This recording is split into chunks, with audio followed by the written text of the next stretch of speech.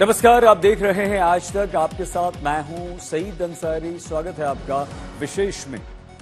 बागेश्वर धाम के पीठाधीश्वर पंडित धीरेन्द्र शास्त्री की हिंदू एकता यात्रा जारी है। इस यात्रा का उद्देश्य है हिंदुओं के अधिकार की बात करना, हिंदू समाज को एकजुट करना।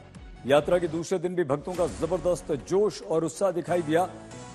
भक्ति भरे गीतों के साथ धीरेन्द्र शास्त्री का धर्मवाड़ा कारवां आगे लगातार बढ़ रहा है। इस दौरान धीरेन्द्र शास्त्री ने यात्रा के असली उद्देश्य पर बात की। हिंदू एकता के लिए हो रही इस यात्रा पर सवाल उठाने वालों को अपने अंदाज में जवाब भी दिया। हिंदू एकता यात्रा दूसरे दिन शुरू हो गई है और रात्रि विश्राम जो कदारी गांव में हुआ था, उसके बाद धीरेन्द्र कृष्ण शास्त्री निकल पड़े हैं अगले पड़ाव के लिए। आप तस्वीरों में देख सकते हैं, सुबह सुबह का समय है और धीरेन्द्र कृष्ण शास्त्री अपने तमाम उन भक्तों के साथ जो कि इस पदयात्रा में शामिल हुए हैं, अपने अगले पड़ाव के निकल गए। आज ये छतरपुर शहर से होते हुए यात्रा जो है नौगांव रोड होते हुए पेप्टेक टाउन जाएगी, जहां पे इस यात्रा का आज विश्राम स्थल होना है। और दूसरा दिन भी अगर आप देखें तो बड़ी संख्या में जो भगवा झंडे लिए तमाम श्रद्धालु हैं वो आपको दिख जाएंगे, जो कि यहाँ पर इस यात्रा के साथ में चल रहे हैं। और जिसको जहां मौका मिल पाता है पंडित धीरेन्द्र कृष्ण शास्त्री का आशीर्वाद लेने, वो इस यात्रा में पहुंच जाता है और उनके बाद उनसे आशीर्वाद लेकर के वो आगे बढ़ जाते हैं। देश बड़ा है, करोड़ों हिंदू हैं। 100 करोड़ हिंदुओं के देश में अभी भी 1 करोड़ हिंदू सड़क पे नहीं आया। हमारा सपना थोड़ा अलग है, जीने का तरीका और लोगों को जगाने का तरीका अलग है। हम चाहते हैं 100 करोड़ हिंदुओं में कम से कम 1 करोड़ हिंदुओं का तो जमीर जिंदा हो। 1 करोड़ हिंदुओं के अंदर तो निर्भीकता आए। 1 करोड़ हिंदू तो कम से कम शस्त्र, माला और भाला रखें। 1 करोड़ हिंदू तो कम से कम हिंदू एकता पर बात करें। 100 करोड़ हिंदुओं में 1 करोड़ हिंदू भी अगर बुलंद आवाज कर देंगे तो धर्म विरोधियों की रूह कांप जाए। यात्राएं देश भर में होगी तो माहौल सही होगा और उनसे हम यही कहेंगे, हम नहीं रोकेंगे। उनको उनमें दम हो तो वो रोक लें, हम जलसा पे ज्ञान नहीं देते हैं। हम कभी भी ताजिया पर ज्ञान नहीं देते हैं। जब वो तलवारें लेकर के निकलते हैं हम कभी ज्ञान नहीं देते। हम सिर्फ विचारों की यात्रा लेकर निकले हैं और वो हम पर ज्ञान दे रहे हैं। अगर वो ज्ञान देंगे तो अगर छेड़ेंगे तो फिर हम छोड़ेंगे नहीं।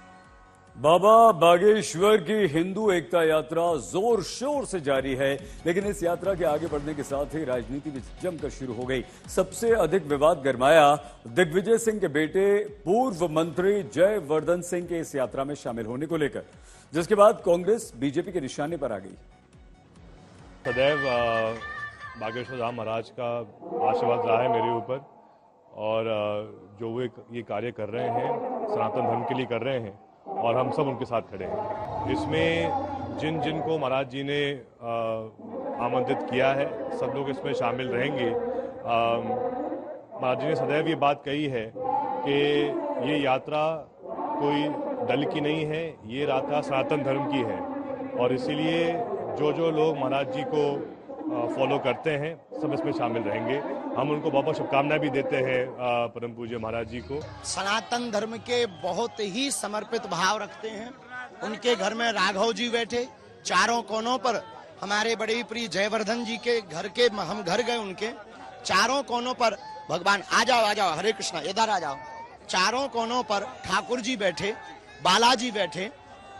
तो जिन्हों को हमारा मकसद पता है उन्हें इस बात का पता है कि हम इस देश में एकता चाहते हैं। हम किसी पार्टी का सपोर्ट नहीं है, न किसी पार्टी के वोट बैंक के लिए कर रहे हैं। हम सिर्फ हिंदुओं को एक करने के लिए निकले। जब से मोदी सरकार आई है और जब से मध्य प्रदेश में भाजपा की सरकार आई है, हिंदुओं पर अत्याचार बढ़ते जा रहे हैं।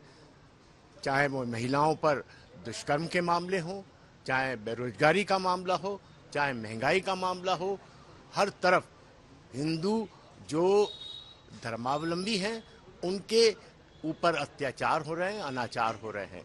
और ये इसलिए हो रहे हैं क्योंकि ये हमेशा डराते रहे हैं कि हिंदू खतरे में है, जबकि वास्तविकता ये है कि इन सरकारों के आने के बाद हिंदू खतरे में हुआ है। और इस वास्तविकता को उजागर करने के लिए आज उन्होंने जो यात्रा निकाली है उसमें कांग्रेस पार्टी के विधायक जयवर्धन भी शामिल हुए हैं।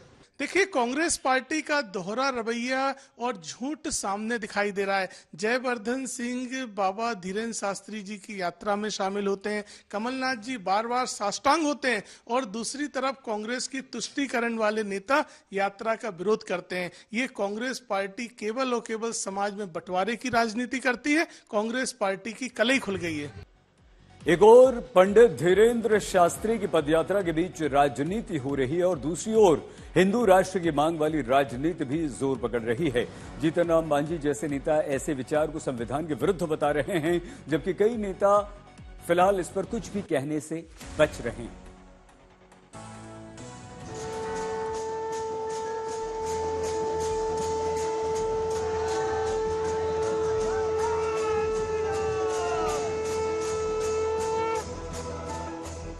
हर तरफ श्री राम के जयकारे, यात्रा में दूर दूर से आए भक्तजन।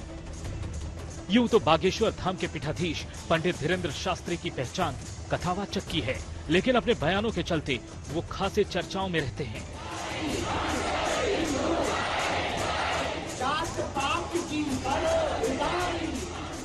अपने बयानों में वो पहले भी कई बार हिंदू राष्ट्र की मांग उठाते रहे हैं, देश की सुरक्षा के लिए हिंदू एकता को बेहद अहम बताते रहे हैं।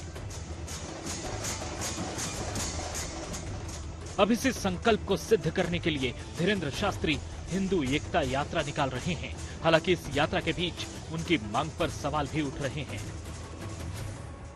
भारत का संविधान हिंदू राष्ट्र बनाने का परमिशन नहीं देता है।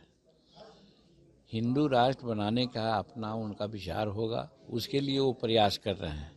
कोई भी धर्म प्रचार करने का, धर्म के बारे में बोलने का सबको अधिकार है यहाँ पर, लेकिन जो संविधान हमारा बना है, जिसको सब लोग अडॉप्ट किए हैं, तो संविधान में ऐसा कोई शब्द नहीं है और संविधान के आलोक में ही सब काम होगा। विशेष में आज के लिए बस इतना है। आप प्लीज अपना बहुत ख्याल रखिएगा। देखते रहिए आज तक।